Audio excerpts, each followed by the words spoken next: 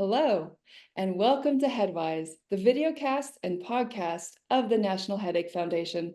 I'm Dr. Lindsay Weitzel. I'm the founder of Migraine Nation, and I have a history of chronic and daily migraine that began at the age of 4. Everyone get excited because I am here today with Dr. Dawn Buse. Hi, Dr. Buse, how are you? Hi, Dr. Weitzel, and hi to everybody joining us. Dr. Buse is a clinical professor of neurology and a psychologist who specializes in headache. She is very well known and respected in our community, and everyone seems to love when we have her on our podcast. So, we have an exciting topic today. We are going to talk about some new data from the MiCOAS study that Dr. Buse is involved in that has to do with different symptoms that we have in the phases of migraine. So many people with migraine notice that there are different symptoms that come with various stages of their migraine attacks. For example, I notice, especially as I got older, I started to notice that I got brain fog before the extreme part of the pain would show up. I'm sure a lot of us have different stories we could tell related to that. So Dr. Buse is part of this group of researchers who ran the MiCOAS study, and she's looked into this phenomenon, and she has brought the data with her today to talk to us, and I can't wait to hear what she has to say. So, Dr. Buse, when you study these phases of a migraine attack, what are the names of the phases? What exactly are these phases that you look at? Well, we went with a kind of very straightforward naming strategy: pre-headache, headache, post-headache, and then we have kind of fancy word between migraine attacks. So those three are the migraine attack.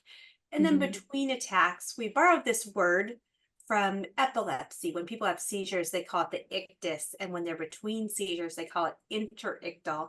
So we call it interictal, but basically between migraine attacks. Okay. So this is a curious question because I think depending on how long you've had migraine and how many times it's changed, because it really does. If you've had it many years, it changes. It doesn't stay the same forever. Does everyone experience symptoms in the non-headache phases? No. Symptoms in the non-headache phase seem to be experienced more by people with more frequent migraine, especially chronic migraine, especially near daily migraine.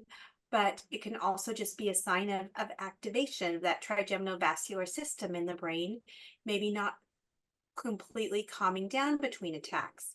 So some of Mm, the symptoms that people might have lingering between attacks might be sensitivities, photophobia, phonophobia, osmophobia. That is sensitivity to light, photo, extreme sensitivity to sounds, phonophobia, and extreme sensitivity to smells, osmophobia. And someone may say, I can never walk by a candle store at the mall, or the smell of whatever word you want here, gasoline or chlorine or perfumes, fragrances, mhm. colognes. Even between attacks, someone with migraine might say, it makes me nauseous, it makes my head hurt, I worry it might start an attack. So those are common interictal symptoms, symptoms that just are with you all the time. The Okay. sensitivities. You might notice that people with migraine, even more frequent migraine especially, might always wear baseball hats and sunglasses and might like to have their eyes covered. Or maybe they don't wear hats because they might have allodynia. And allodynia is when something hurts, dynia, that doesn't Mhm, normally hurt. So something on your skin, something in your hair, wearing a mhm. ponytail, a headband, a tight hat. And someone may say, I can never wear a headband. In fact, I don't, I love headbands. They're so cute. I really can't wear a headband. That Yeah. pressure kind of gets to me. So those are some of the interictal symptoms. But let me back up and tell you a little bit more about MiCOAS, if that's okay. So Mhm. MiCOAS is the Measuring What Matters in Migraine project. It's sponsored by the FDA because the FDA really wanted to know what truly people who live with migraine consider important in their treatments. Mhm. As we know, the FDA approves therapies, be they drug or device or other. And they Mm. approve therapies in these long processes of clinical trials that some listeners may have even participated in. And we have these endpoints. So, how do we say it works? Well, in prevention, it may be a 50% reduction in migraine days or a 50% Right. reduction in headache days. Or in an acute therapy, in a therapy taken at the time of an attack, it may be at 2 hours you're pain free, Mm. or 2 hours you have pain relief, or 30 minutes you have pain relief. Mhm. Well, those endpoints, how we say, yes, this drug works or no, it doesn't, were actually chosen a little bit arbitrarily by researchers, not Mhm. by people living with migraine. The FDA said we really, really must have people living with the disease tell us what they consider effective.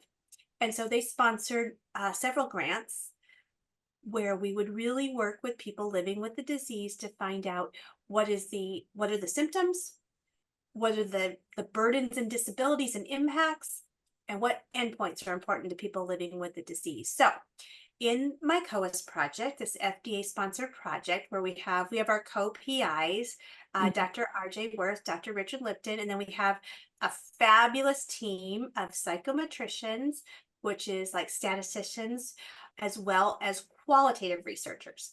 Mhm. And that's one reason why these data are really special. In qualitative research, you don't fill out a checklist of items that are already pre-populated and thought of by someone else. It Mhm. is that a researcher asks a question to someone like, what do you experience during a migraine attack? And then they listen and Mhm. record it exactly. So these are qualitative data. Okay. So in my COAS, we had qualitative interviews with people living with migraine, and we said, what do you experience during a migraine attack? And to organize it clearly, we made the headache phase kind of the central pillar. Now, we all know not every migraine attack needs to have headache. In fact, there's kind of a nickname for this silent migraine without headache, maybe aura without headache, but that's more rare. So, for this purpose, headache, we kind of made the middle phase. Mhm. We have the pre headache, which for many people might include a prodromal phase, which we'll talk about in a Right. minute. And for some percentage of people, might be followed between the prodrome and the headache with an aura. Mhm. About 20% of people with migraine may have aura, and they may not have it every attack. And an Mhm. aura, of course, is those sensory unusual symptoms, visual symptoms, tingling, difficulty forming words. There's quite a few aura symptoms. So both of those can be in the pre-headache, Mhm. headache phase, post-headache phase, and then that interictal or between time. Okay. So let's start with the pre-headache phase, which I think some people know it as the prodrome or the phase before the headache begins. How long does that usually last? So a prodrome phase can last 24 or even more hours, but it Mhm. sneaks up so gradually. You have migraine, I have migraine. Do we always know when it started? Or for me, do I kind of, my neck kind of hurts. I'm sitting in my desk chair. Right. I'm not sure. I probably stretch my neck. I move it a little bit. I rub it. At what point do I say, oh, that's a symptom. That's a Right. prodrome symptom. They kind of sneak up gradually, but a good 24 hours. And what has happened is our nervous system has initiated an attack.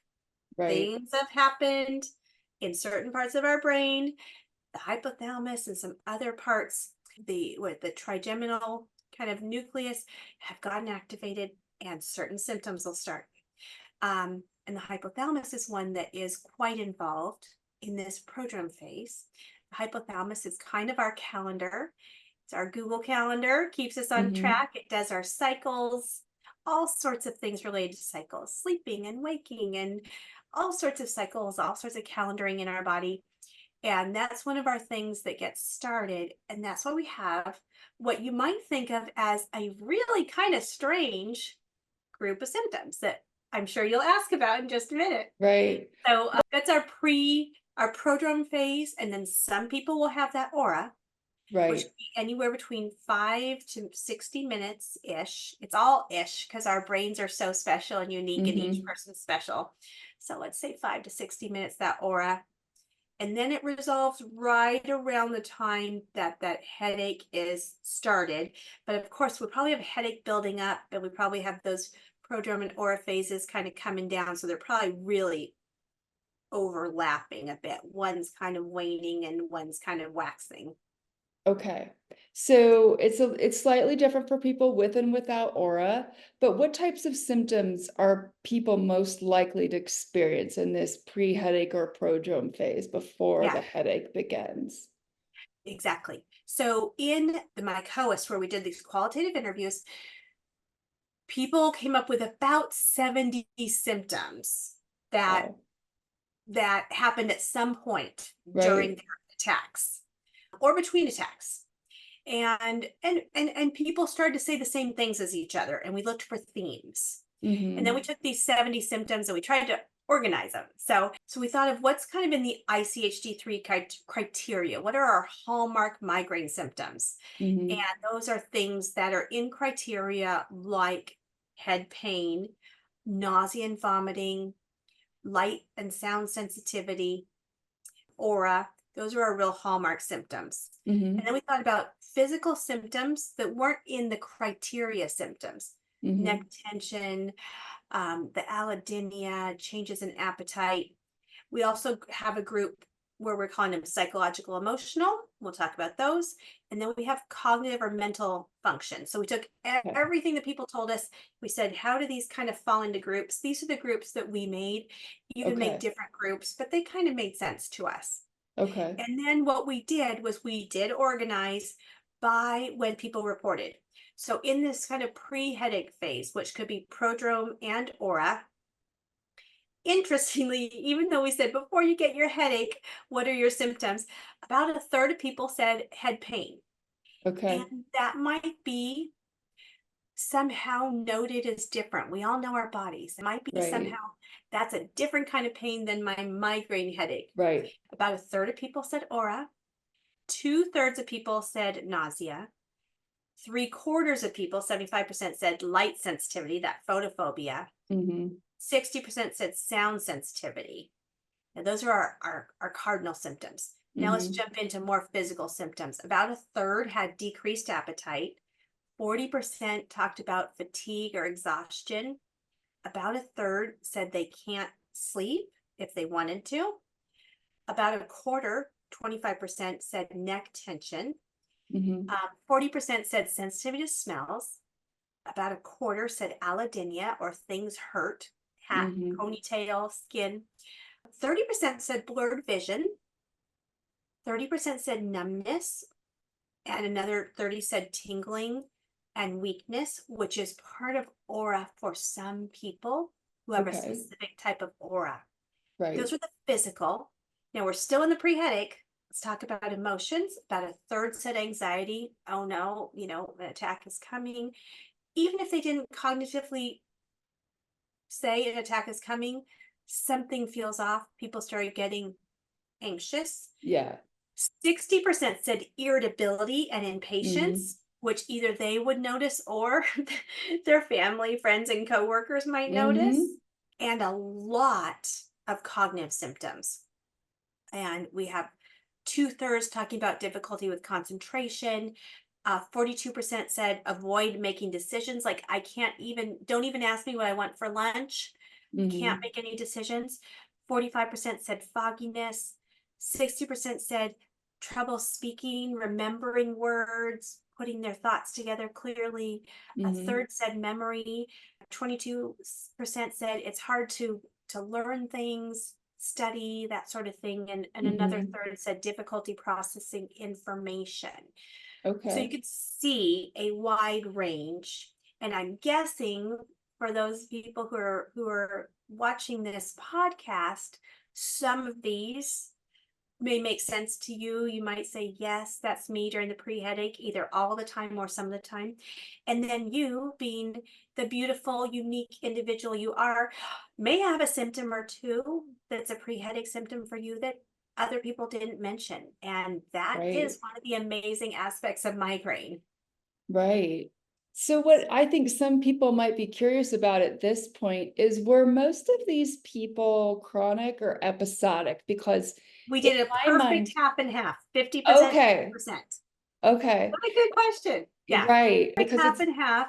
We you're tried right. to get folks who had about 4 headache days per month or more up to about 26 days. And we Okay. did a perfect half and half. We had a beautiful split along racial lines, ethnic lines, gender, income, and geographic area. We tried to be really careful to be really inclusive, and our researchers did an amazing job at that. And a lot of it was thanks to our physicians around the country who helped us in different parts of the country recruit when we said, we need more men, we need more people of color, we need Right. more people from the South. They were like, okay, we're gonna helping, we're gonna do this. Right. I was asking because I think, for the people who are chronic or, really get a lot of headache days a month that are listening, it's a very different thing for people whose symptoms and headache days run together. And so I bet they were wondering, because as I was wondering, as you were talking about that. So, Exactly. Do you have interictal times when you have near daily migraine or headache? right, right. Yeah, So, might really be at a kind of headache with some prodrome, some postdrome, may all be kind of even mushed right. together a bit as you kind of live at this high kind of place of headache activity that may just bounce up and down a tiny bit instead of no activity. Mhm. Yes, migraine attack. No migraine attack. Okay. So let's move into the headache phase Mhm. when the pain is there. During the headache phase, what sort of symptoms do people experience other than head pain? Are they noticing other things, or does their head hurt too much? Oh, that's a good question. Okay. Yes, people said exactly that. That some of those things from the prodrome may still be there, or the pre-headache may Mhm. still be there, but because now their head hurts so much, they may not be paying attention to some of those other things. So in Mhm. fact, people did say that. So we had 100% headache during the headache phase because that's how we defined it. But Right. we had 2/3 with nausea. We had 27% of people talk about vomiting. We had Mhm. 80% who were still super sensitive to light, 60% who are still super sensitive to sounds, and a third talking about still being very sensitive to odors, smells. Right. Now we had a new one come on. A third of people talked about vertigo and dizziness now in this Oh, phase. okay. Now, our emotions switched here. So, if Mm. you remember pre headache, we talked about anxiety and irritability in patient, kind of activated states. Now we're going into depression. Oh, We're seeing okay. depression increase a little bit more with a little more people answering feelings of depression, kind of think depression is kind of quieting and calming, kind of a more calm, quiet down Right. state, with anxiety being kind of a more up activated state. But the irritability and impatience has gone up even a little bit, with 65% talking about irritability and impatience. And then in our cognitive symptoms, everything that was hard before is still hard. People struggle with concentration and focus. 2/3 of people, 45% said, I avoid making decisions. Right. We still see memory struggles in a third of people, losing words or speech in a third of people, retrieval and recall, and difficulty processing information. But this isn't surprising. You're going through, just a really bad kind of pain and nausea and sensitivity to light experience. You really don't want to be balancing your checkbook. That's Right. not I was gonna even, say none of us want to do calculus in the headache phase. no, yeah, yeah, yeah.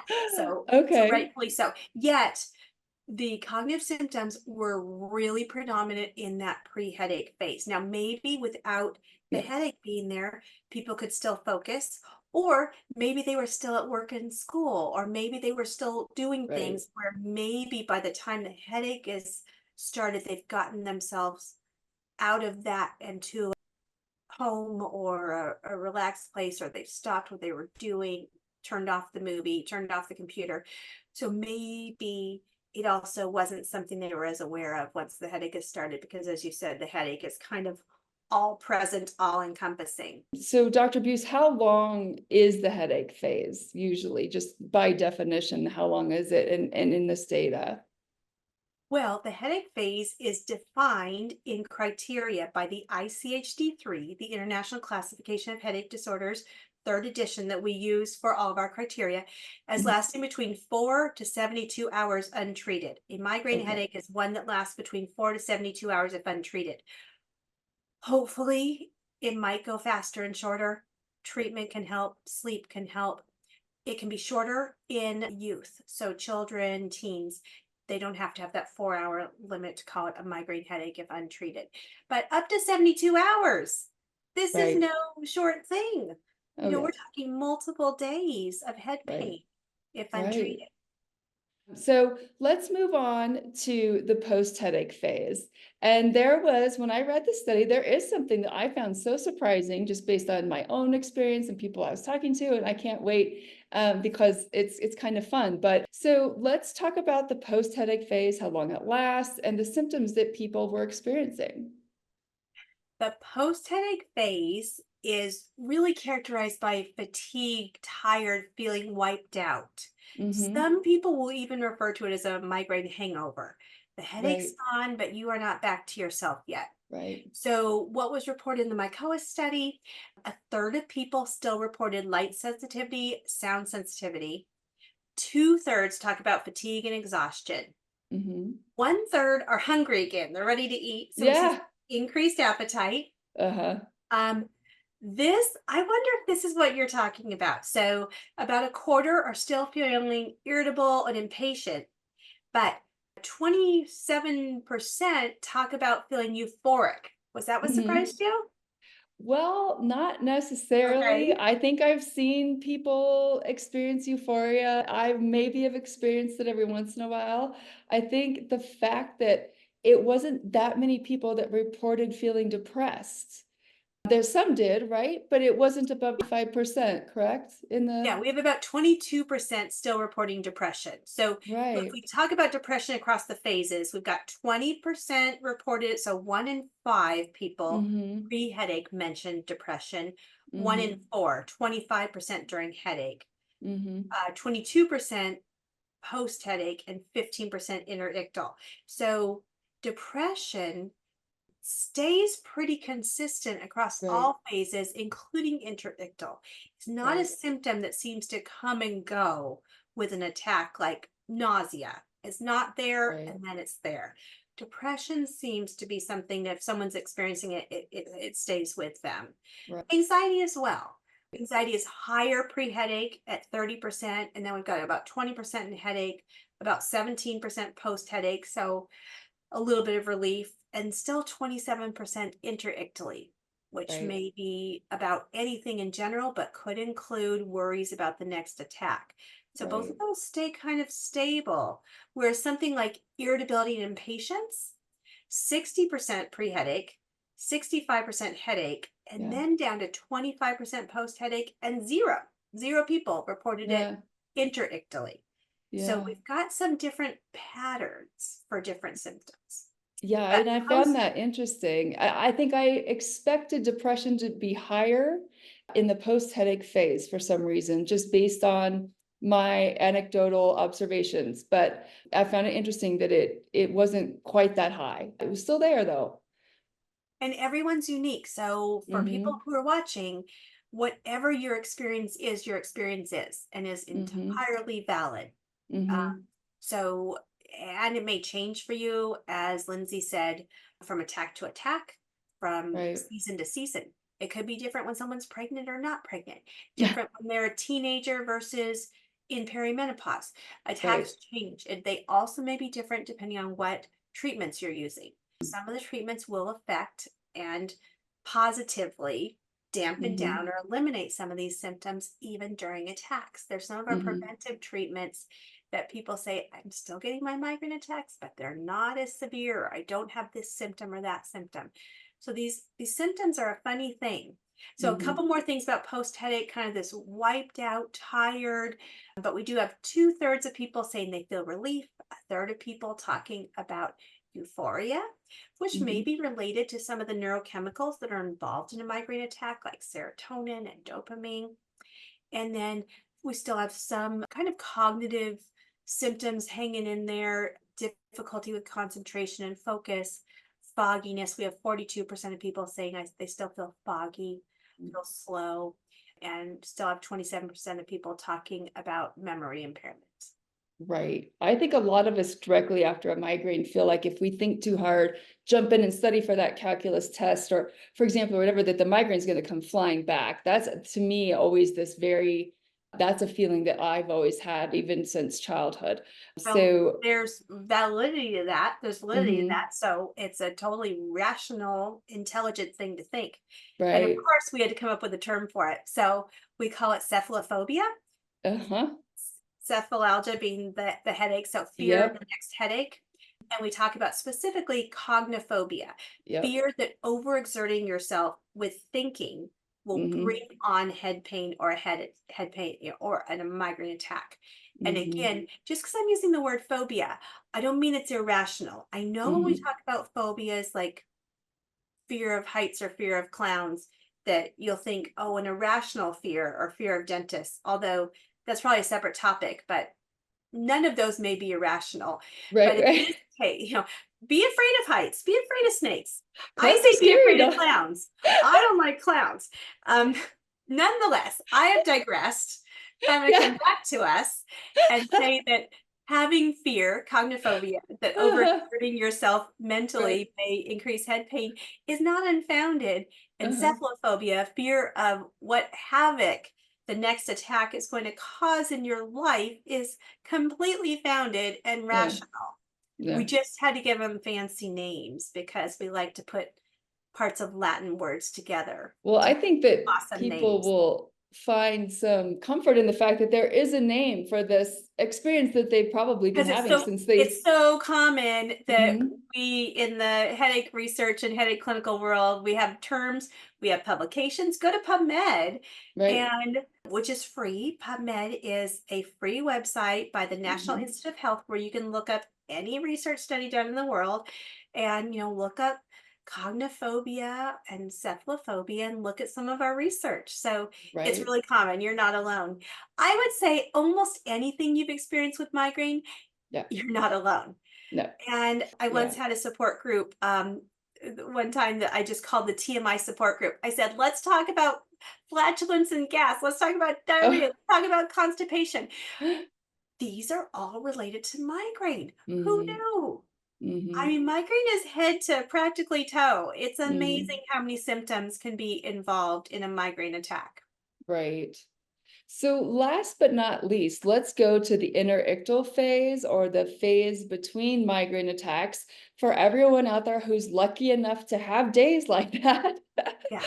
I think most of us would like to think that we don't experience symptoms related to migraine during this time, but that might not be the case.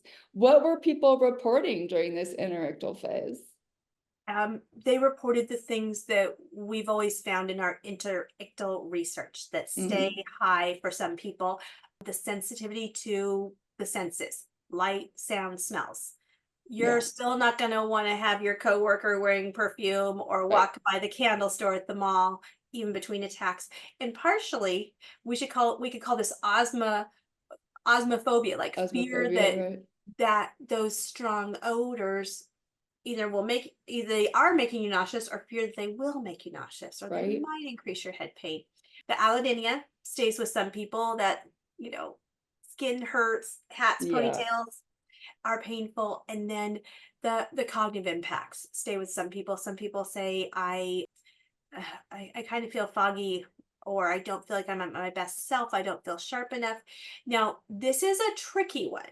We know mhm, some medications mm, cause cognitive impact, like right, topiramate is one that has a right, side effect of cognitive impacts. We know that it can be part of a migraine attack. We know it also can be part of other things going on, like it's part of depression, it's part mhm, of perimenopause and menopause, it's part of hormonal life events, it's part of pregnancy, which are all comorbid with migraine. So, And it's funny, I say pregnancy is comorbid with Except pregnancy, I was migraine. gonna say, Migraine is common in young to midlife women, yeah, so far as I've is never heard of, pregnancy. Pregnancy is common yeah, in young to midlife women. So yeah, technically, that is our definition of comorbidity. yes. And then the biggest standout interictally is anxiety. 2/3 of people still Mm, have anxiety interictally. They worry about what they've missed, what they need to make up, and what's coming ahead with future attacks. Can they yeah, plan? Do they need to make right. changes to their plans, make changes to their life? What's going to happen? Anxiety is very common part of life for people with migraine. Right.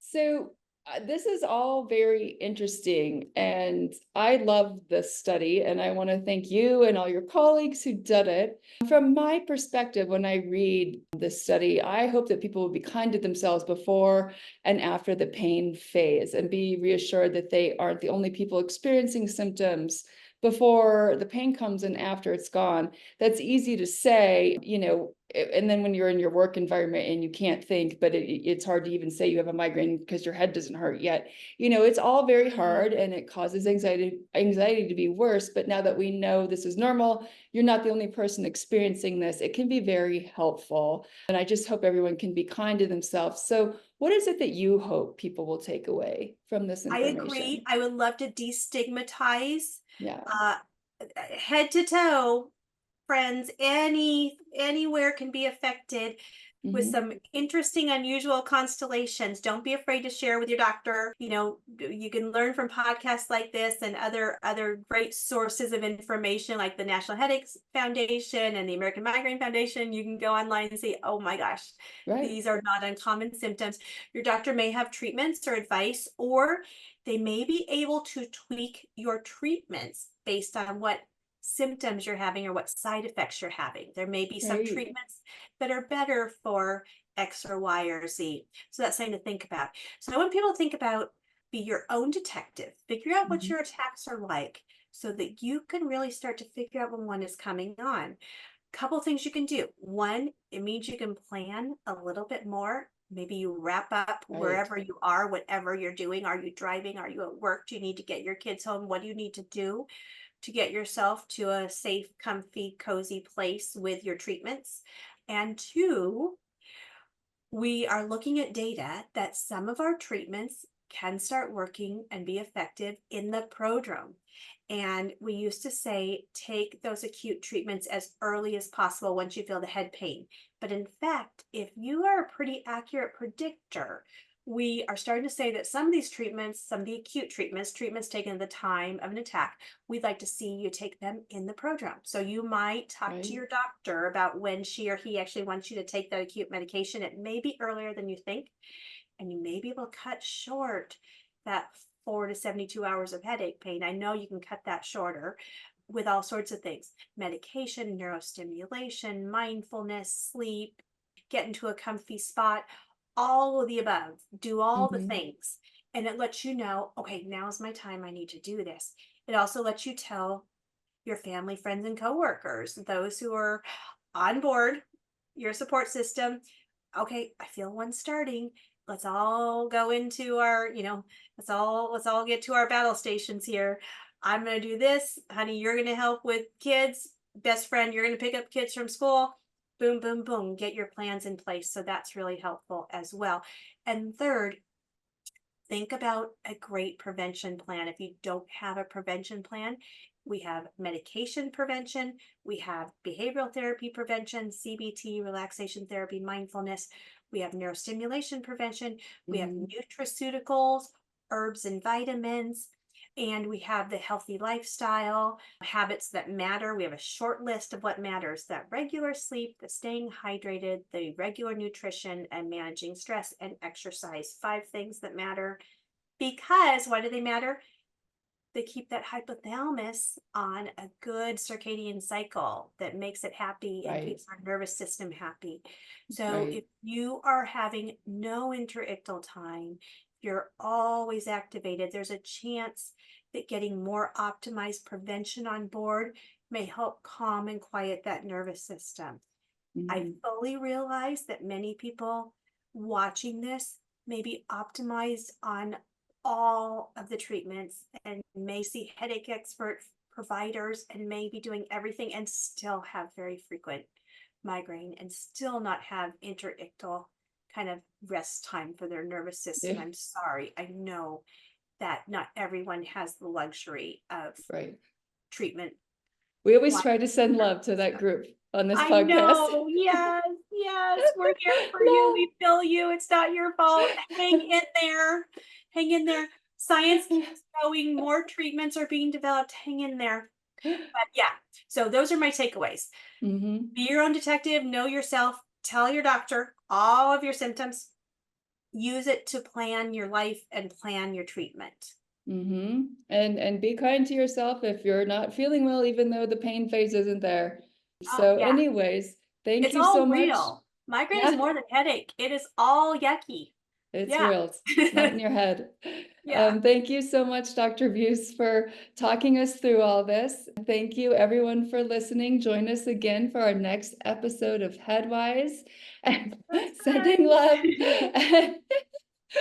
Here's wishing all of you some pain-free time, and we hope that some of you or all of you got something from this Pain-free episode. and associated symptom-free time. Everyone have a great day. Bye-bye. Bye.